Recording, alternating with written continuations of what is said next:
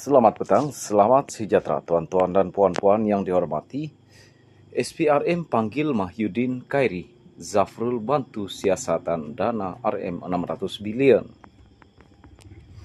Tan Sri Mahyudin Yassin bersama bekas Menteri Kesihatan Khairi Jamaluddin serta Menteri Perdagangan Antarabangsa dan Industri Tengku Datuk Seri Zafrul Abdul Aziz dijangka dipanggil memberi keterangan kepada Suruhanjaya Pencegah Rasuah Malaysia SPRM berhubung dakwaan berlaku salah guna dan dana RM 600 bilion ketika pandemik COVID-19. Laporan portal berita The Vibes yang memetik sumber berkata siasatan SPRM itu susulan laporan yang diterima daripada beberapa pihak yang mendakwa berlaku penyelewengan dalam pengurusan dana negara ketika pandemik itu melanda negara mulai 2020. Ketika pentadbiran Mahyudin sebagai Perdana Menteri, Tengku Zafrul dilantik sebagai Menteri Keuangan, Khairi yang juga Menteri Sains dan Teknologi. Pada permulaan pentadbiran Mahyudin kemudiannya bertukar portfolio itu dengan Datuk Dr. Adham Baba sebagai Menteri Kesihatan. Menurut Vibes, laporan mengenai siasatan membabitkan 3 individu berkenaan mula didedahkan oleh blog Datuk Ahiruddin Atan atau dikenali sebagai Rocky Bro. Menurut blog itu, Tengku Zafrul dipanggil SPRM berikutan. Beliau adalah Menteri Keuangan sewaktu pentadbiran Kerajaan Perikatan Nasional bagi menangani pandemik COVID-19 yang melanda negara sejak 2020. Ada pihak memberitahu saya bahawa bekas Perdana Menteri Mahyudin Yassin menjadikan Tengku Zafrul seorang senator dan Menteri Keuangan pada 2020 juga akan dipanggil oleh badan anti rasuah itu. Bekas Menteri Kesihatan Khairi Jamaluddin juga akan diminta membantu siasatan. Beliau memegang jawatan itu sejak Ogos 2021 dan di bawah Mahyudin, beliau memegang portfolio Menteri Sains, Teknologi dan Inovasi, kata Rocky Bro.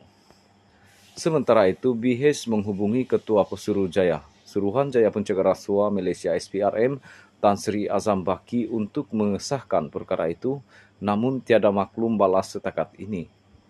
Media semalam melaporkan Azam mengesahkan pihaknya sudah membuka kertas siasatan berhubung dakwaan perbelanjaan hampir 600 bilion yang dilakukan kerajaan terdahulu. Beliau bagaimanapun tidak mahu mengulas lanjut mengenai perkara itu.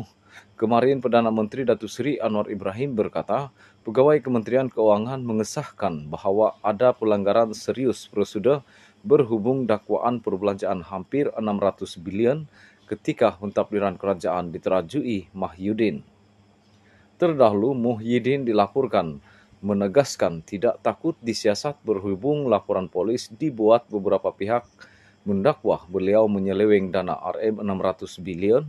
Pengurus CPN itu menerusi hantaran di Facebook menjelaskan, tidak mungkin beliau menyeleweng dana itu memandangkan ia adalah wang individu dalam kumpulan wang simpanan pekerja KWSP serta bank yang bukan di bawah kelowalannya.